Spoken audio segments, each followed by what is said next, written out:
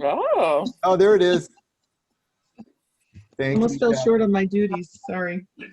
mm, Okay, we are recording. So clean up your act, everyone. We're recording. So this is actually, I think, the eighth. If I've got the numbers right, I think this is the eighth session, and we're on page 23. So yeah, we're tearing up the pavement. I'm sorry. 23? Page 23. Actually, 22.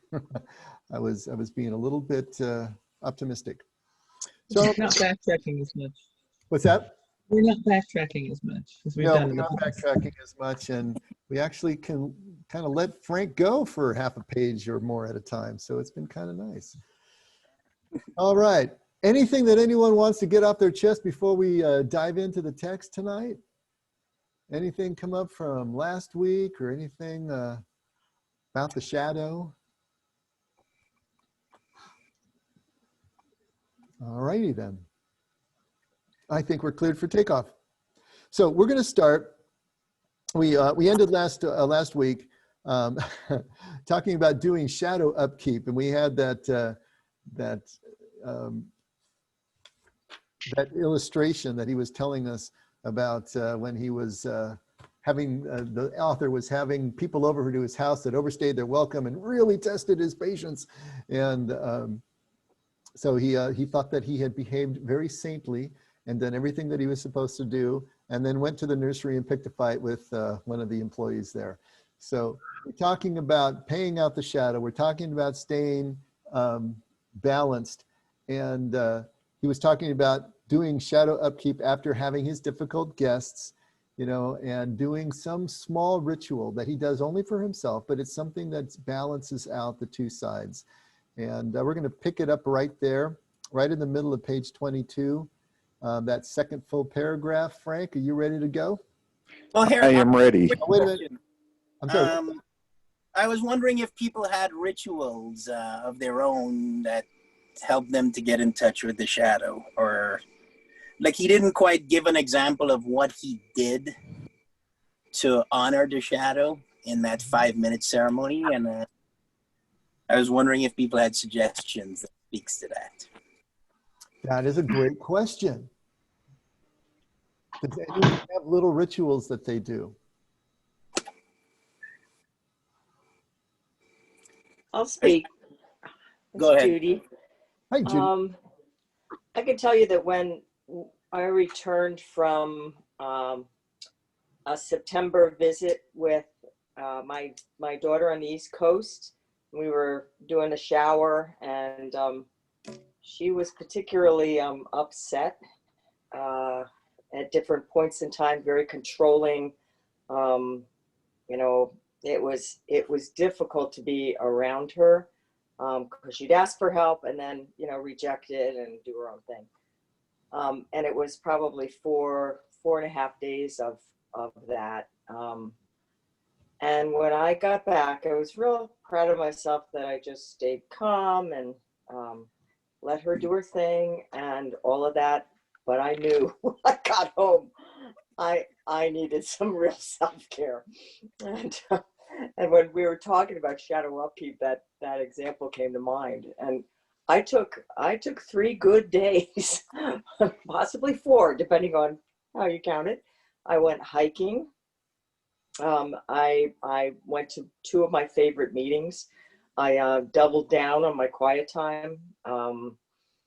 I just really didn't plan anything for the most part. Just gave myself the luxury of having the time to do what I wanted in it. And by the time, you know, she was interested in talking to me again and wanted to review it again. You know, I was in a much better place, and I had to push her off for a few days because she wanted to just jump right back in, and I said no. I maintained a boundary, and that helped me a lot. Mhm. And I took full advantage of the time, and by Friday when we got together, I was calm again. It was really lovely. So that's my little piece. That's great. That's a great example. Any others?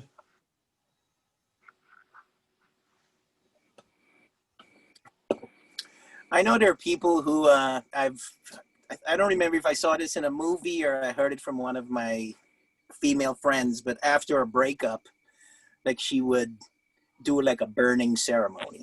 Like anything that she had of the ex, like she would say goodbye and, you know, start a little bonfire and just throw it in there and, you know, kind of let it go. Mhm. I don't know if that qualifies. I think, you know, one of the things I'm thinking of, we always talk about needing to decompress, you know, after difficult things, but really what we're talking about here also is after a sustained creative effort, after a sustained effort in the light, let's say, you know, to use his example, he had difficult guests and he was in inner turmoil, but he was in a sustained way projecting only his light side, only everything that was civil and welcoming, and he was being a good little boy, in other words. And he needed somehow to balance out the negative side. And so that's more, I think, along the lines of what Judy's talking about, where she was having to be really present and having to stay with, you know, the family and hang in there and be a good mom. And then she needed to really balance that out on the other side.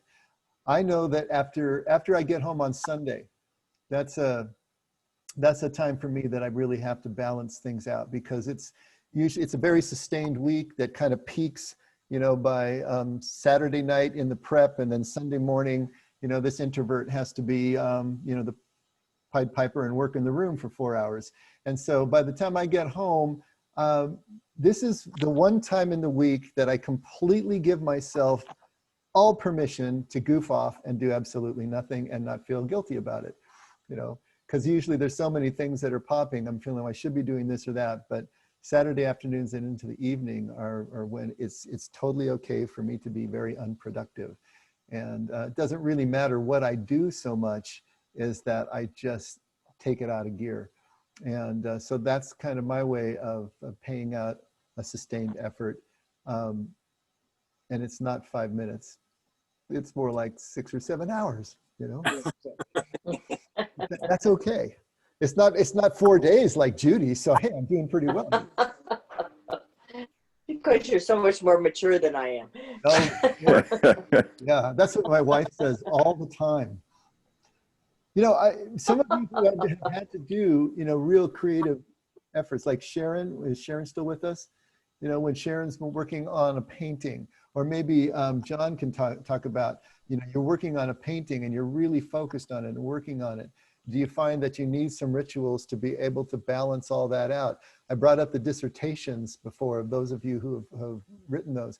You know, after that was done, was there something that you needed to do to balance all that out? So I know, Sharon, you came off mute. Did you have something you were going to say? No, I was just going to tell you, yes, I'm here. Okay. Okay. Is there anything after a real sustained creative effort, Sharon, that you need to do to balance things, or in anything of the way we're talking here?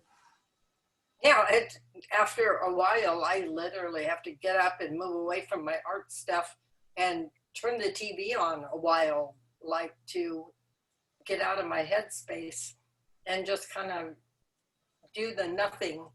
And then I can go back in and get focused in again. But it's just kind of like get unfocused for a while, and then I can go back. Mm-hmm. So I can go for a walk, I can do about anything, but I need to literally remove myself from the studio space. Okay. I don't know if this qualifies, but I have a couple of video games on my cell phone that I think I use them to self-soothe at times when I'm really stressed. You know, it's like it just gives me a mindless thing to do, and like I might even be having like a argument in my head with someone or with something that's pissing me off, and I would just pull out my cell phone, and I don't know if this is a type 9 thing, but I just zone out for about 10 minutes, and then I can come back and refocus a little bit. No, I think where that works, William, is like you got someone who's really difficult. They're agitating you, but you're trying to maintain, right? You're trying to Yeah. be professional. You're trying to maintain. You're trying to mend the fence or negotiate or be the peacekeeper and Right. diffuse. So you're putting out all of that light, and then it's on the other side of that. Yeah, what do you do to just play out the dark?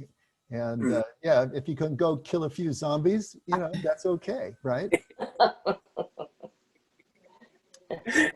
Mm, I don't know if those are the kind of games, but he's going to make the point that those kinds of games and movies and comics and other things that deal with the dark side of life are ways that we do pay out the shadow.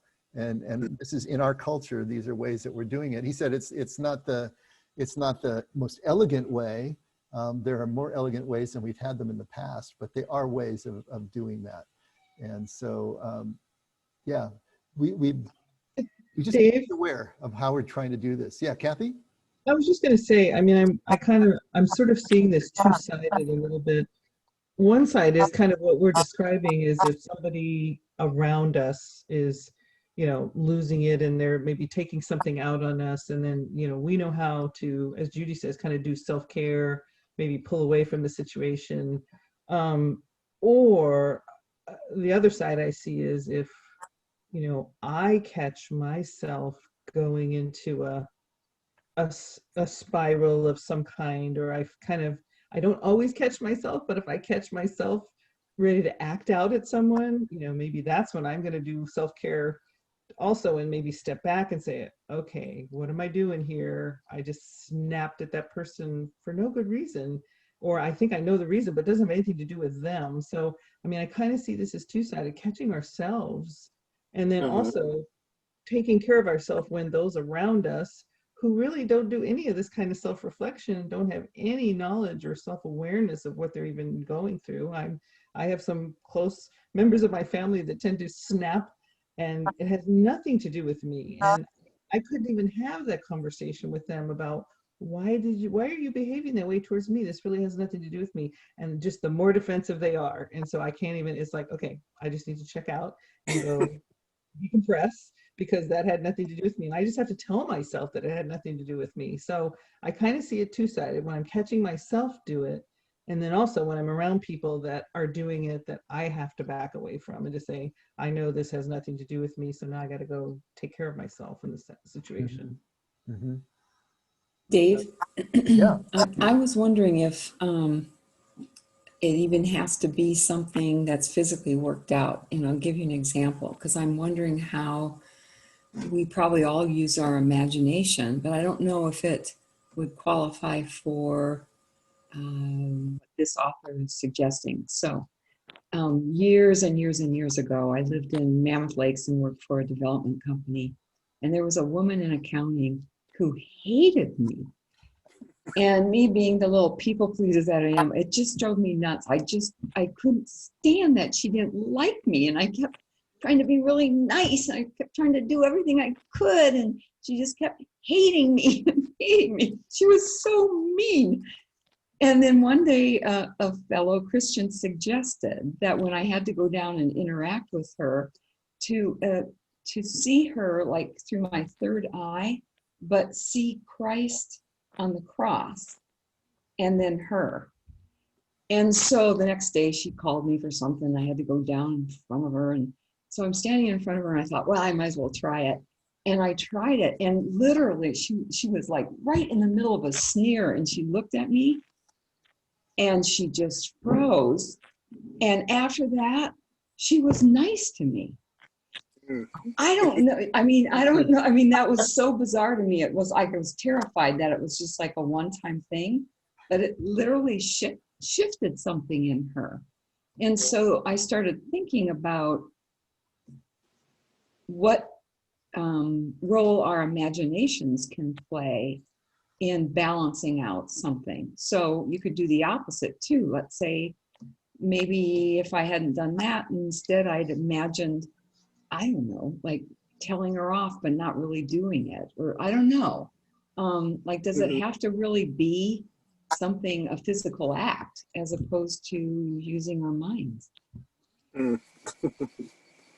No, I Williams don't lab. know. I don't know that it does. In fact, he's going to talk about the imagination at a certain point, and he's going to talk in the next few paragraphs a little bit more. He doesn't really come down to anything specific, that he's talking about, but he does start putting a little bit more detail on this. And so, yeah, it's something that we all need to consider. What would we actually do? I know there's something called the welcoming prayer, and I don't know how many of you have heard of the welcoming prayer?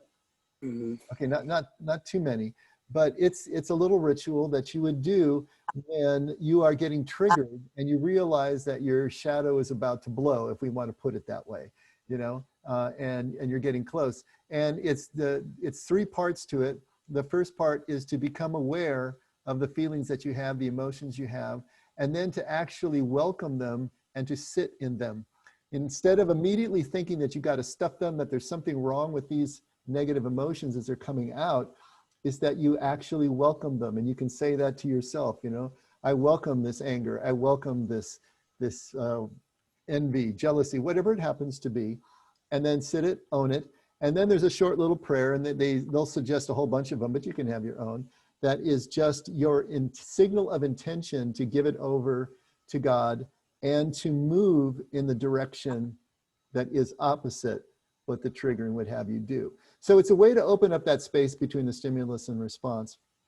But it's also a way, I guess, if you want to put it in these more Jungian terms, of trying to pay out the shadow in a way that's in real time and allows you to be able to move through that moment in the light, in a positive way. So maybe that's kind of along the lines of what Becky is talking about here as well, where she was able to do something in line in real time that changed. Although how it changed her personality, I don't know, Becky, that's a little spooky. So whatever's going on there, it kind of reminds me of that Crocodile Dundee thing that he does with the buffalo, puts it down, So yeah, that's interesting. You have to try your. But I mean, I think the change came from Becky. I mean, if you have a negative thought about someone, they can, it doesn't even matter if you're trying to put a smile on your face, they can pick up on that energy. And if you're having a thought that respects the divinity in that person, it just completely changes the energy interaction. So, I mean, it goes back to what you were talking about a few weeks back. Like the change always starts with us, and by changing the way we look at this other person, or even the lens we use to view that, we change that person. We change what we see by changing our attitude towards that person. So, yeah. I think you may have something there, William. I like that. Yeah. And obviously she felt something off you that was different, Becky, Yeah. And the interesting imagery of putting her juxtaposed with Jesus on the cross, he's going to be talking a lot about the cross here in the next couple of pages, and about how that dark imagery of especially the Catholic Mass, especially before it was sanitized in Vatican II in the 60s, carried a lot of that shadow imagery. Mary and I were just up Central Coast, and we spent some time in Cambria, and there's a little Catholic bookstore that we found right next to this little cool breakfast spot, and it was still there, believe it or not, COVID and all. And so we went in there, and here is this one statue. It was really one of the most horrific things, but it was very Catholic. There is just blood pouring from every wound that Jesus has, so it's a little statue of Jesus, but his face is covered in blood that's coming down from the crown of thorns, and from his side, and from his knees, and from all the wounds. And it's like, do I really want that in my house? I mean, why are they selling this? What's the purpose of this thing exactly? But that imagery, especially in Catholicism and pre-Vatican II, and in Latin cultures, you see a lot more of the graphic, details. Is, I guess, a way of paying out the shadow as well. He's going to talk some more about that, so we can leave that conversation for a little bit later. But we got to find ways to do this. Creative ways, ways that are just ours. And they can be anything as long as it works to create and restore that balance. Let's have Frank read a little bit and see if that puts a little more skin on the bones. Go ahead, Frank. I think we lost Frank. Did we lose Frank completely? He is being very elusive these days. Yeah. All right, fine, then I will be the reader. Right in the middle of page 22. There are times when the shadow also crops up in one's profession. I try very hard to produce the best possible presentation in my lectures and books through discipline and hard work. The whole cultural world would fall if one did not maintain such a discipline. But this instantly constellates the worst in me and activates my shadow. I keep it out of sight as best I can, and when it does occasionally show itself, I am inordinately embarrassed. Yet I have the devil's own price to pay if I leave the shadow in the unconscious and do nothing intelligent about it. If I do not redress that imbalance quickly, I will soon be rude to someone, turn up a thoroughly nasty side of my character, or fall into a depression. The shadow will claim its dues in some form, intelligent or stupid. Does this mean that I have to be as destructive as I am creative, as dark as I am light?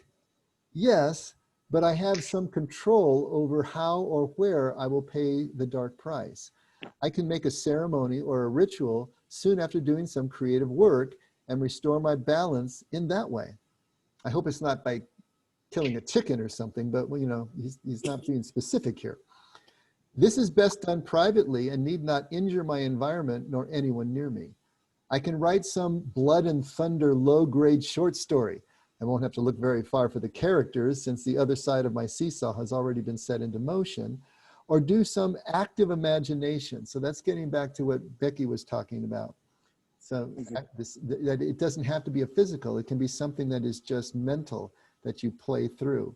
And then he's referencing his book, Inner Work, using dreams and active imagination for personal growth. So you can dive into that if you would like. Or do some active imagination which will honor the dark side. These symbolic acts serve to balance my life, do no damage, and injure no one. Much of religious ceremony is designed to keep the left-hand side of the balance functioning in a compensatory way. The Catholic Mass is a masterpiece of balancing our cultural life. If one has the courage to see, the Mass is full of the darkest things. There is incest, betrayal, rejection, torture, death, and worse. Now you're probably asking, how in the world is all that in the Catholic Mass? For those of you who are not Catholics, you know, the only thing that I am a Catholic, and none of that is written into the liturgy of the Word or the Eucharist, but the scriptural readings will contain a lot of that material. And in the liturgy of the Word, there is typically a reading from the Old Testament and then readings from the New Testament of the Gospels. And so you're getting a combination of that. And there is a cycle to the readings. So you're going through a cycle every year to 3 years. It depends on the cycle. So you're working through the Bible as you're working through the liturgy over time. So obviously those readings are going to contain some of that material because it's all in the Old Testament. We were talking about that a while back. And the liturgy of the Eucharist, of course, is a symbolic reenactment of the crucifixion.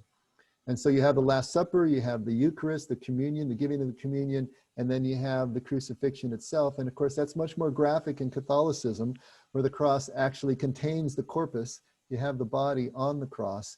And as I said, it used to be much more bloody until it was sanitized in more recent years.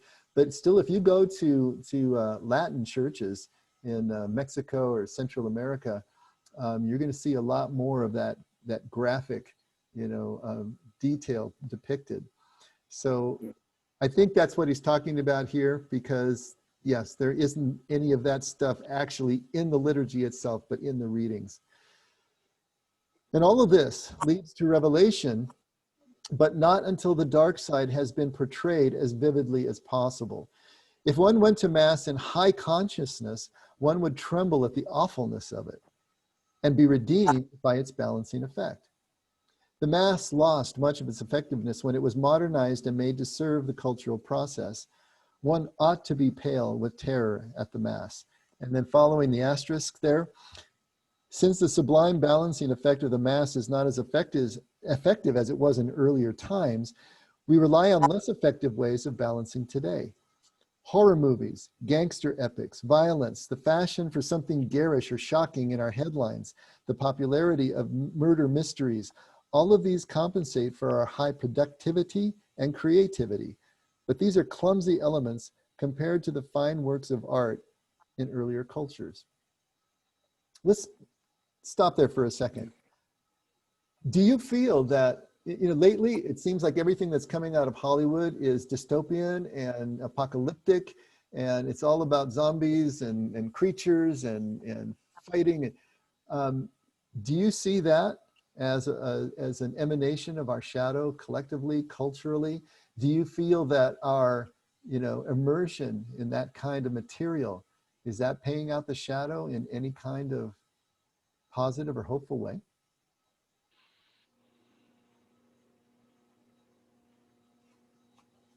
Well, it's not an all or nothing kind of thing here. I mean, a lot of it is,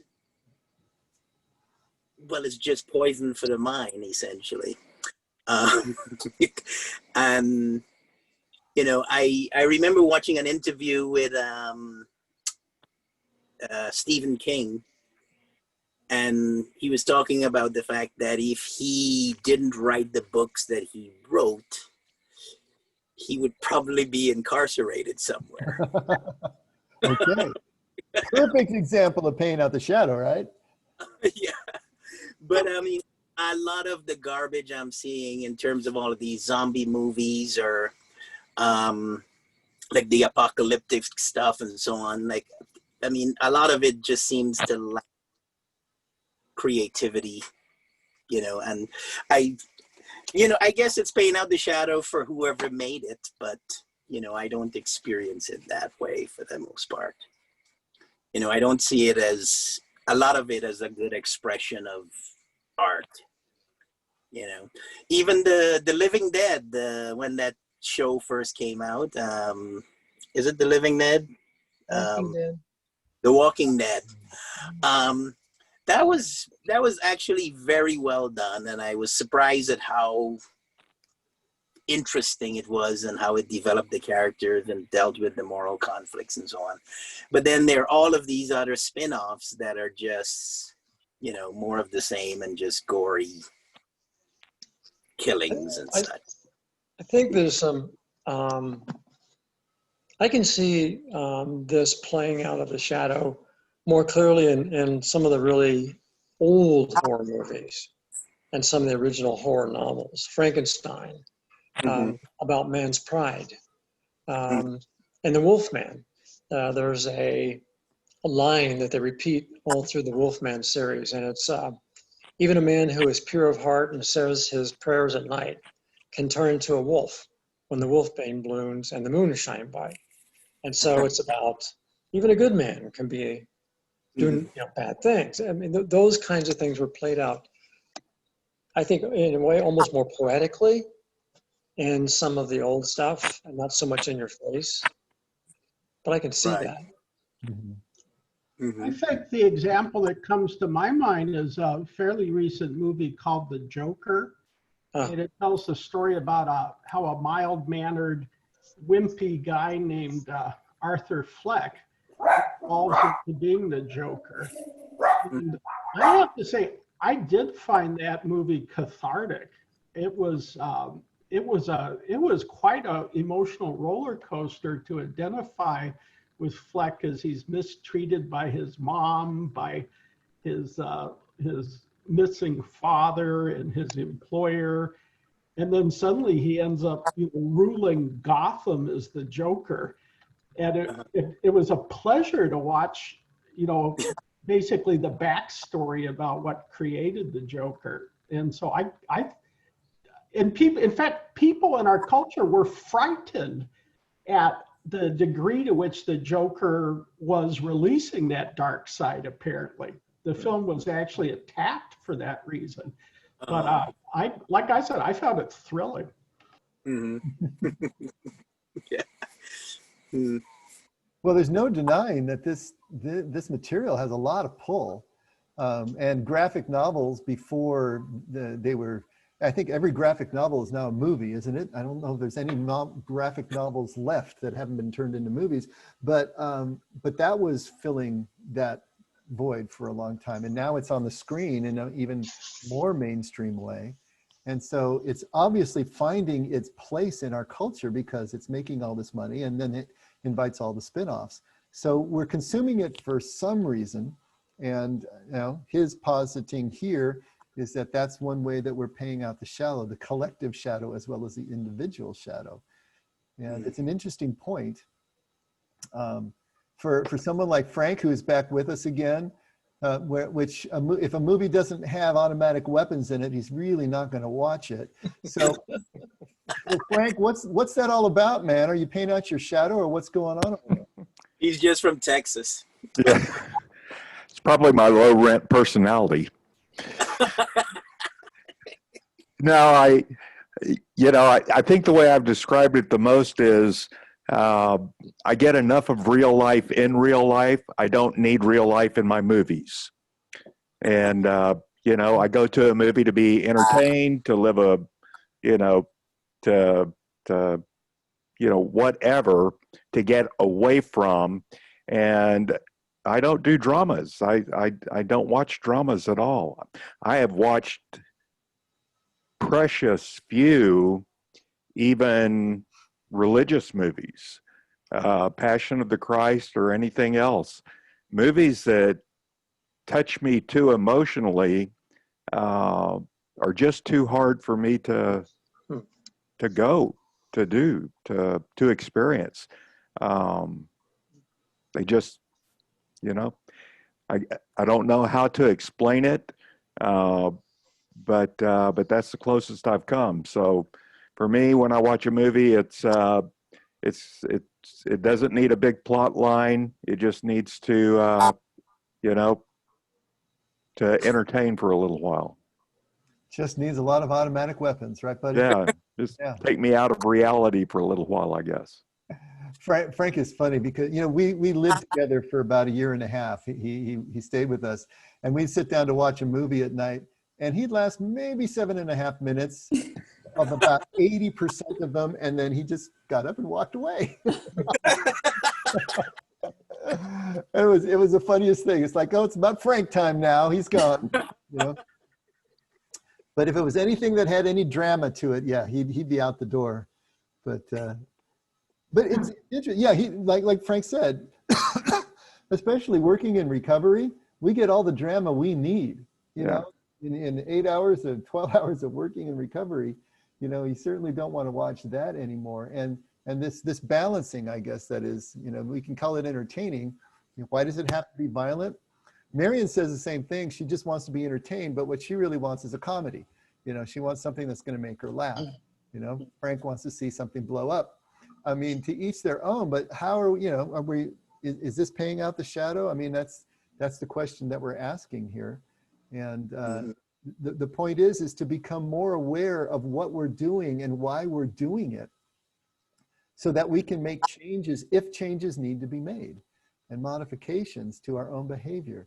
And so I think that the best contribution of a book like this is not whether it's empirically right or wrong, in the Jungian, psychological aspects of it, but if it helps us become more aware of our own behavior and thought patterns, then it's helping us to be able to make changes if change is needed, and to be more aware of the way our thought and behavior patterns are affecting the choices, decisions, quality of our relationships, and just our moments. So I think that's the most important thing. We each need to come, as always, to our own conclusions about this. But until we have some awareness, then we're not going to be able to even do that. Dave, I kind of had an epiphany. I'm in the unusual position of having read the whole book from cover to cover about an hour ago. Oh, wow. Well, I thought I was catching up with you guys and you'd be finishing up the book. So I I'm surprised that you're on page 23. You're going to have to get with the program with us, John. Okay, but I don't mean to skip ahead, but I have the thing that, because I'm used to accepting my dark side, the side that my parents didn't want exposed to the world. I've got that under control. But what I was missing is when he talked about that there was gold in that dark side, and that it was often harder for people to own their heroes. And that was a kind of a breakthrough for me reading that, because I have adored like 1960s spy folks like Patrick McGowan and Secret Agent Man. And also most recently, we've been watching Jack Bauer in 24. And I've noticed it already that I have a lot of Jack Bauer qualities. I mean, I'm not torturing people and poking their eyes out to get grant information, but a lot of the stuff that Jack Bauer says, I say, you know, because I'm always writing grants under pressure with very few minutes. And so I'll say the same stuff like, oh, you got to do this. You don't have any choice. Or, you know, I'm begging you, we have to get this done. And I've realized that unconsciously, I mean, I even had a dream where Kiefer Sutherland and I were sitting out at a pool party just talking about his work on 24. And I realized I just adore the guy. But I can see that also that I need to take ownership of my, you know, kind of decisive, goal-oriented, sacrificial Jack Bauer personality. So that was like very, very interesting. I was glad I read it. So I hope eventually we can move forward and talk about that part of the book. Actually, he's already brought it up. We have talked about that, but he's going to go into more detail, you know, as we go forward. But I think, you know, I think you're bringing up a great point, John, is that in the midst of that violence that we're talking about, or even these post-apocalyptic dystopian stories, there is a hero or a heroine. And that's what is really gravitating to us, because there is a hero or a heroine in each one of us. We are the hero of our own journey, obviously. We're the star of our own movie, whether we play that or not. You know, the saddest thing is to be a bit player in your own movie. You want to be the hero or the heroine. But to the extent that that has been suppressed, that has been put into the shadow, then watching other heroes and heroines do their thing is cathartic, I suppose, and maybe balancing.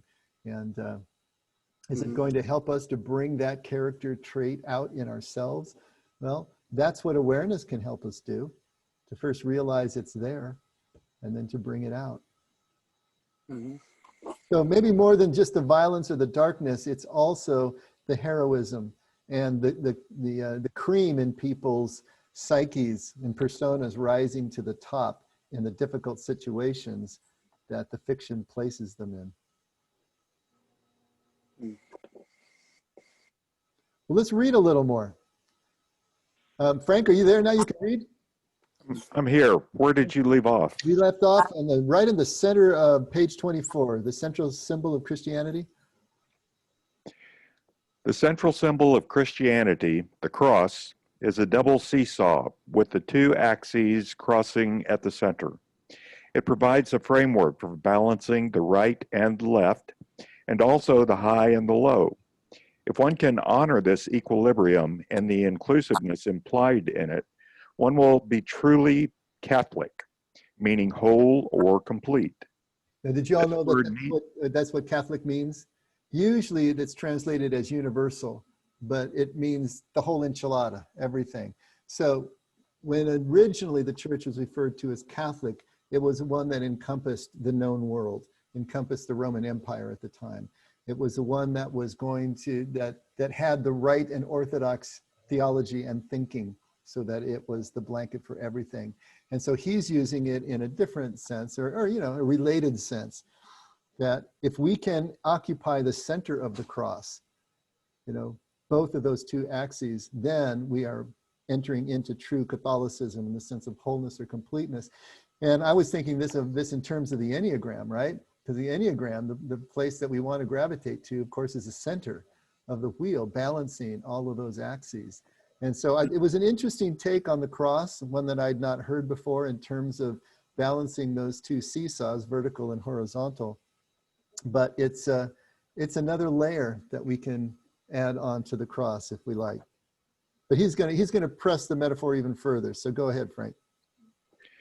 This word needs to be brought out of its sectarian narrowness and given the breadth of its original meaning. Then it will offer a most wonderful revelation. Western Christianity reveals its own imbalance by making one arm of the cross longer than the other.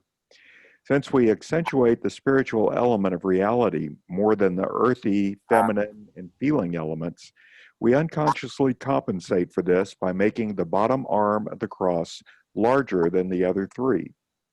The Greek and Eastern Orthodox churches know better than this and have equal-armed crosses.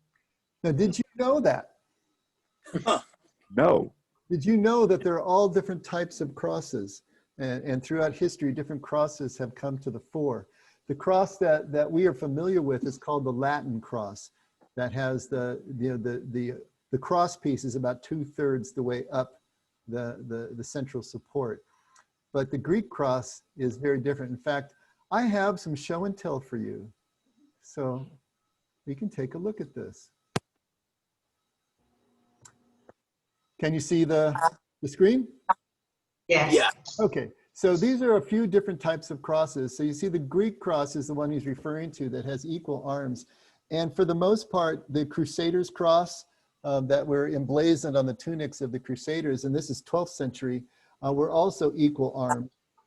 The Jerusalem cross, which is not shown here, was a equal armed cross with 4 small equal armed crosses in each quadrant of the Greek cross, if you can imagine that, which was showing Christianity spreading to the 4 corners of the world, but all equal arms. The Maltese cross is a stylized form, but also equal arms. St. Andrew's cross, he was traditionally crucified on the cross in a diagonal position that way with his 2 arms up in a V shape. And then the Latin cross that we talked about, the patriarchal cross and the papal cross. That papal cross is the official seal of the Vatican and of the Pope's power. The patriarchal cross includes, if you remember, typically there was a placard that was nailed above Jesus' head on the cross that had the letters INRI, which stood for Jesus Nazareth, King of the Jews in Latin. It was the initials of each of those 4 words. And then a couple more. Again, we have the Greek cross. How do I make this thing go away? Oh, well. Ads, you gotta hate them. But isn't this one is interesting. You got the Lorraine cross, the papal cross, but this Orthodox cross, which is typically the Russian Orthodox cross. So it has the placard at the top, but then it's got this diagonal piece at the bottom, and that's interesting. And that was to represent the footrest that are sometimes depicted in the crucifixion scene. There was a footrest, and then the feet were nailed to that. But then why is it at a diagonal? And there's lots of different traditions as to why it was placed at a diagonal. One of them is that it was showing and symbolic of Jesus' suffering, that at the moment of his most intense, passion and agony, that he would have pushed down harder on one side than the other. And even more interesting, it's about the 2 thieves that were crucified on either side of him. One went up and the other went down. So it's kind of like that. But you can see that there are different types of crosses here. But the most ancient ones, the Greek crosses, were the ones that had the equal arms, as opposed to the Latin cross, which came later. So his idea about us subconsciously balancing, our focus on the ethereal, on the spiritual, as opposed to the physical, that's kind of an interesting take. And I don't know if it's absolutely true or not, but it's an interesting take. And again, something to think about and see if it brings any awareness to mind. Well,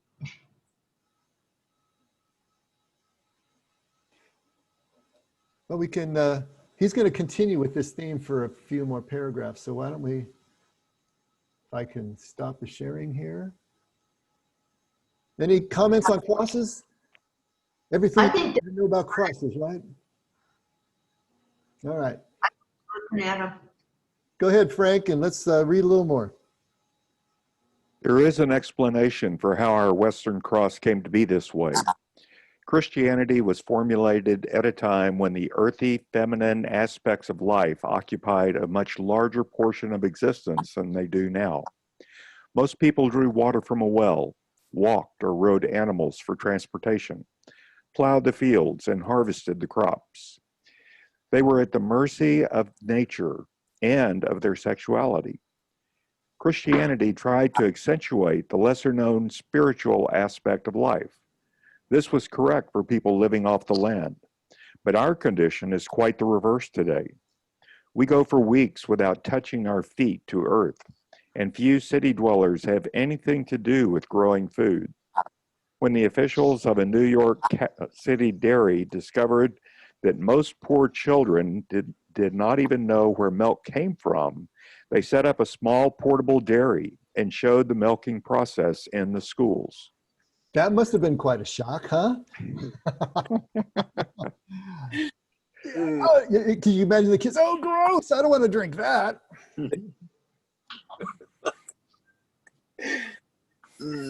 Go ahead, Frank. That's all I got to say about that. Okay. A theology for modern people also requires a new emphasis. The same basic laws prevail, but we need different ways of moving toward wholeness and balancing ourselves out.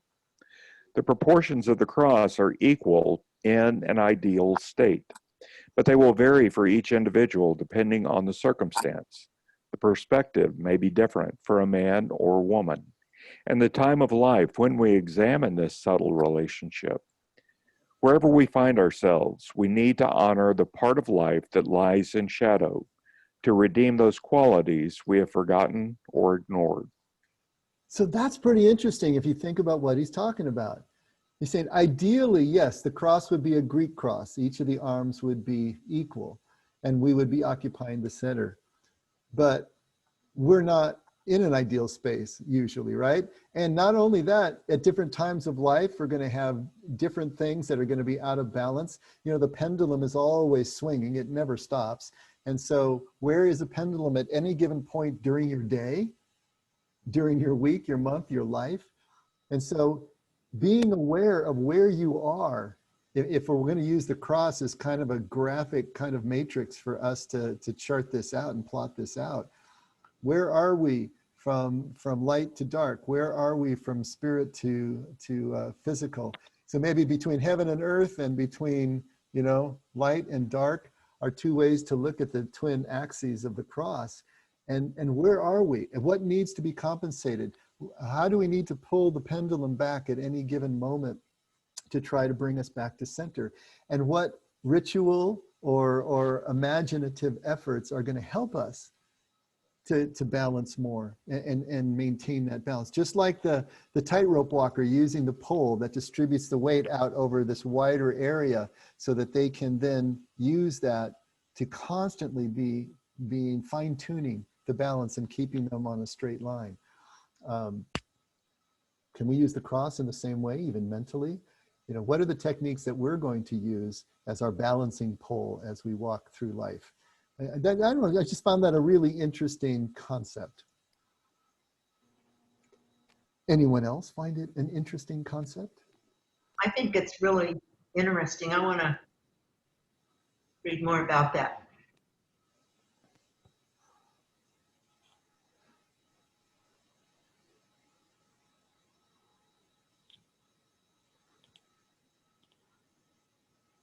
Well, then I guess we said enough about that.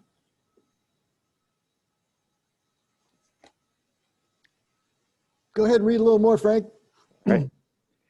To refuse the dark side of one's nature is to store up or accumulate the darkness.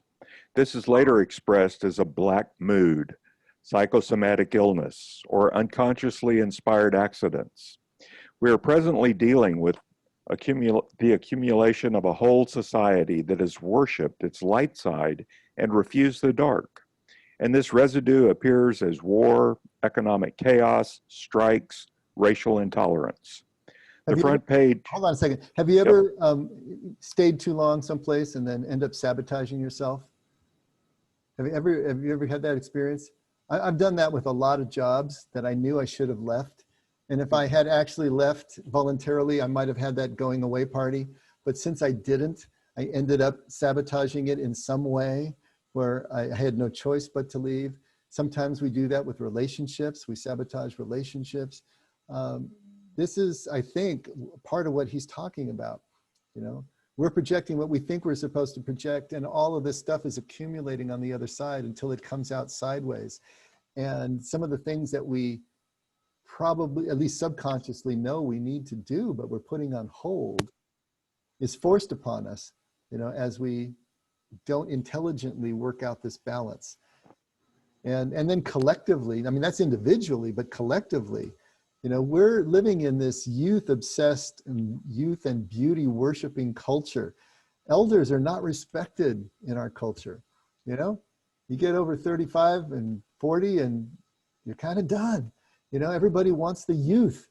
I heard this, and I think I might have said this to you before, but it was so true. It was a church consultant talking about, you know, what do pastors do, you know, either not only when they're just retiring, but what do they do if they're forced out of a church later in their career, when every church is looking for a 30-year-old pastor with 30 years of experience? How do you do that? How do you know? This is the culture that we're living in. They want the experience, but they want that package. You know, they want it to look a certain way. And so with all of that tied up in the way that our culture is operating, what's happening to all of that shadow? Where is that baggage going? Well, we talked about it going out culturally into dystopian types of fiction and media. But personally, you know, how are we going to deal with that? And that's really the question, I think, that we need to start asking ourselves.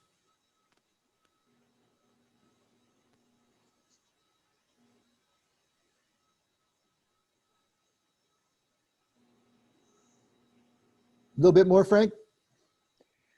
The front page of any newspaper hurls the collective shadow at us. We must be whole, whether we like it or not. The only choice is whether we will incorporate the shadow consciously and with some dignity, or do it through some neurotic behavior. George Bernard Shaw said that the only alternative to torture is art.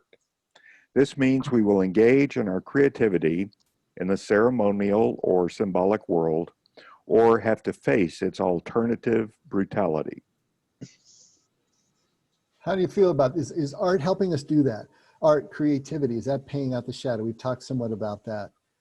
If it's incorporated into the art. We took a look at the Mona Lisa as a kind of a benign portrait, but it was groundbreaking in what Da Vinci did with the Mona Lisa. If you remember, as we were looking at her and reading what makes the Mona Lisa so special, what's the big deal about the Mona Lisa? You know, part of the deal is that it was stolen. So it was very famous for having been stolen. And after 3 years, when it came back to the Louvre, it was famous suddenly. But it really was groundbreaking in what Da Vinci did with that. And when you first look at the Mona Lisa, I mean, she's not particularly drop dead gorgeous. She is a more or less average looking woman, but there's these aspects of her that are just mesmerizing. And the way that he presented light and dark in that. And so to bring those aspects out in our art, to bring them out in a way that is intelligent and thoughtful in our own lives, is this balance, I think, that he's talking about. And not all of us are going to be artists and painters, but there is a way that we can do this. And that's what we've got to figure out. You know, what the question that we started with William, you know, what do those rituals look like? You know, what do these ways of paying out shadow and rebalancing ourselves look like? And I think the Enneagram is one of those tools that can help us to balance, help us to understand, you know, the light and dark sides of us. You know, when you get to the basic type, and then you've got the wings, and then you've got the obverse, or whatever you call that, the opposite of your sign, your number. All of that is showing you where you go in certain instances and where the balance can occur. And I think these are all important tools for us. And as many tools as we've got in our quiver, the better, that we can use at various times. Forget the 27 subtypes of each type. There you go. Yeah, see? I have not studied the Enneagram as fully as many of you to know, but there is so much there, and you can probably get too far into it. But the point of it is really important. How do we balance ourselves? Whether it's a simple cross, or whether it's even my 4 ways and the 5th way that I've brought out in my, conception of it. But where are we, as we move around in the landscape, trying to stay in the center as much as we possibly can. I think of some of the art that you see in these walls of graffiti that are just like explosive expressions of things that are going on in society that are either happy or not happy, but they're certainly expressions. Or even when a child is asked, like if they're in a psychological situation, a child is asked to draw pictures, and then all of a sudden you see this explosive picture of something that you would never expect from the child, who's just this vanilla person on the outside, and they've drawn this picture that obviously there's some kind of dark story there that comes out and all this. To me, I guess that's kind of maybe that's a good suggestion of the types of art that comes out with this kind of stuff. I think those are brilliant examples, and the graffiti. I hadn't really thought of graffiti but yeah, what an expression, especially where it typically occurs, in urban areas that are pretty dark, and you have this explosion of color. Some of the graffiti that I've seen is just breathtaking. Yeah, it's beautiful. Some of it is beautiful. Mm-hmm. Dave, there's a town in north of Santiago, Chile that Dusty would take us to called Valparaiso, and they have it's like a Laguna Beach, but it's like these artist colonies that meander up and down, and all of the old cobblestone streets are lined with artistic graffiti and expressions. I mean, it's just one after another. If you ever, and a lot of them are done by just local artists, but it's like a movie walking through it. And these are only like, I don't know, 10, 15 foot wide streets that you walk down, and they're on these steep hills, but they're all expressions of what, Kathy, you're talking about. Mm-hmm. It's not it's art. It's really a lot of expression. And just real quick, last year when we did our boat cruise through Germany and France, we noticed in Germany there was a significant amount of graffiti everywhere, all the streets and the walls. And we asked some of our tour guides, why is there so much graffiti? And they said it's encouraged and welcome there. They expect it, so they just create these places they just let it happen. It's just a part of their society. So it's just kind of melded into their whole culture, and they don't fight it. They don't clean it up. They just let it happen because it's just kind of expressiveness, I think. It's very different than here, where you would see it in perhaps where they would try to clean it up if it was gang related perhaps or something. But it was a very interesting concept there, we thought. Mm-hmm. I was just thinking, Marion and I were up in Cambria again, and it's October, it's Halloween month. And so all throughout the town, and you have to drive all over town to see them, people have put these, their figures, like mannequin type figures that they have built. And it's a contest, it's a citywide contest. And so you go through and you vote, everybody votes on the one that they think is the best. And it's Halloween figures, it's monsters and ghouls and witches, but it's also just people doing what people do. In fact, I took a picture of one that I particularly liked, and I will share that screen with you as well. I don't know, can you see that?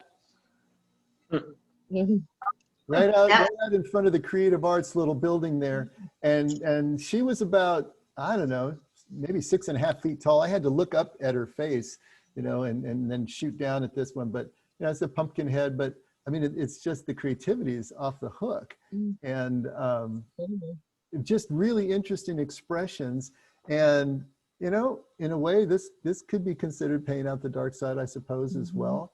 In this kind of, in a controlled graffiti sort of way, but. Are those Botox lips?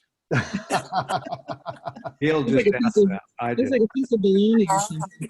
Who knows? Who knows that? Mary took a lot more pictures of them.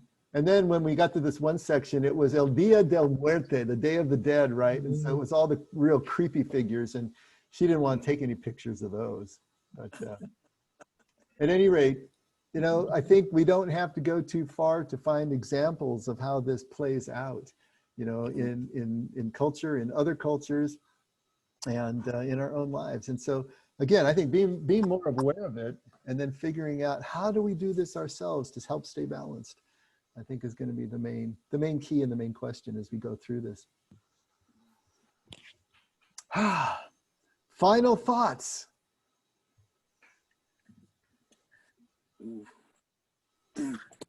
I'm completely blown away by this book. Really? And yeah, I am. And it may be because my life was such that I never took time to deal with the dark side. I was either struggling to stay ahead, and in order to do that, I'm just wired for positive thinking, which has been my survival. And then after I went through Rhema Bible College and really got into the Word, you know, it was just holding on to scriptures to survive during very, very dark times. And of course, in order to hold myself together, because I had children that needed a life that needed to be held together. And now I'm mesmerized by contemplative prayer, because it's allowing the stuff that I've shoved most of my life to come up and not give it a place, but to just let it come up. And now we're going through this wacko book. I mean, come on, you guys. And then it's just spelling it out, and it's all okay. Jeez. You know, and then of course we're living during a time when, whether you follow the deep state or even know that it exists, apparently since COVID didn't work, and you know, all of these other things have not worked to keep the human spirit down. You know, they can hologram aliens. So there's all sorts of crazy stuff. and that is just the humanity part of the dark side. And I find it so fascinating to and so thankful to be with our group who are just digging through this stuff and letting it, you know, talk about it. Because, you know, this is not your normal book study. No, it's not. I don't think this will be on Oprah. Certainly not your normal church-sponsored book study.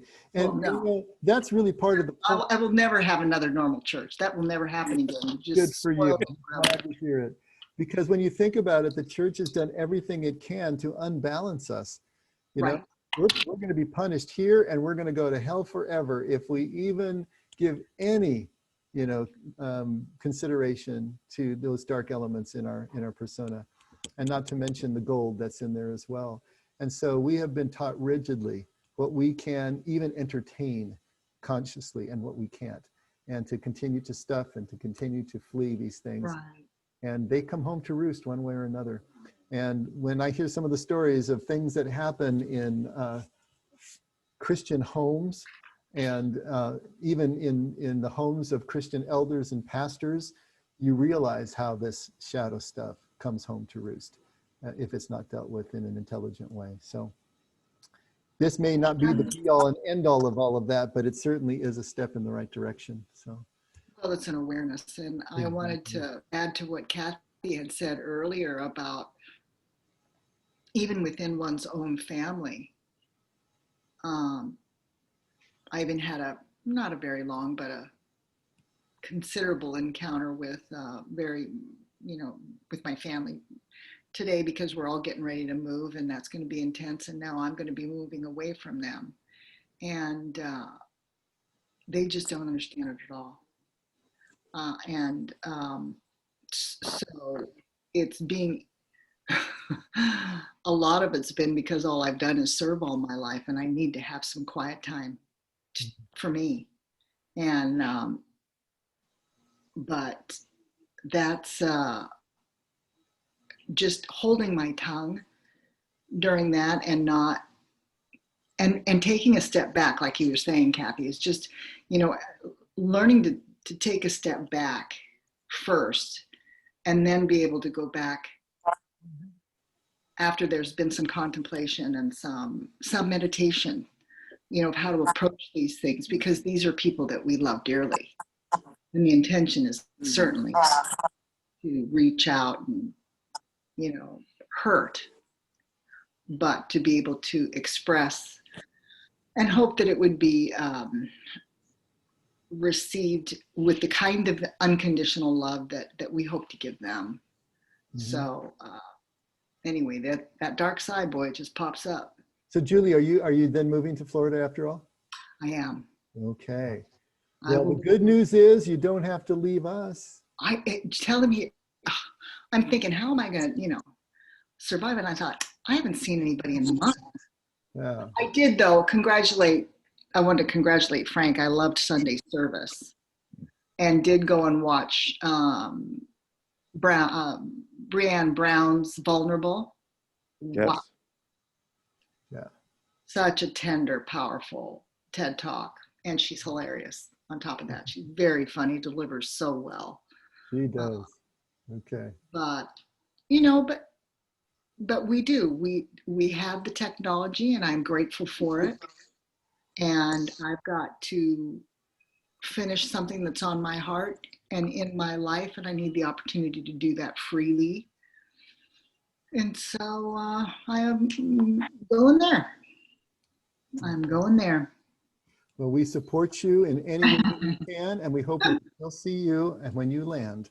Well, even when you're en route, you can do that because that's right. Frank Palmer has shown us how that works. You can do it en route.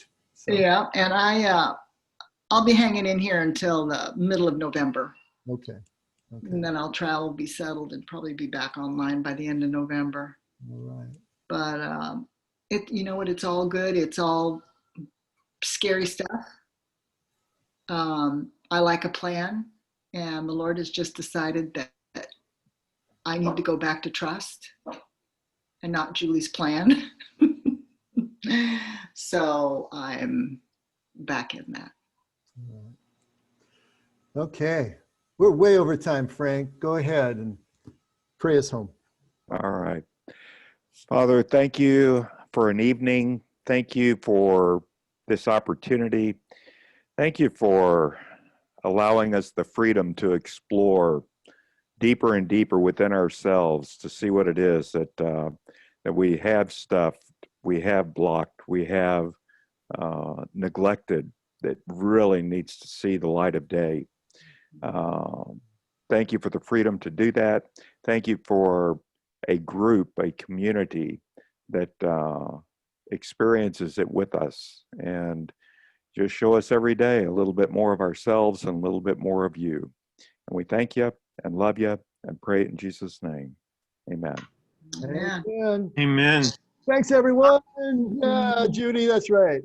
Okay. Yay. Bye, buddy. Thanks, everybody. Good to see you. Hi, Jerry. Good Bye, Jordana. night. Bye. Bye, Linda. Good night, everybody. Bye. Praise God. Thanks, God. Bye, everyone. Good night, folks. Okay. Bye, William. Bye, William. Bye, Joanna. Bye, Linda. Bye, Sherry. You there? Bye. Bye, Sherry. Okay. See you Bye, guys Jordana. Sunday. All right. See you guys on Sunday. Bye-bye.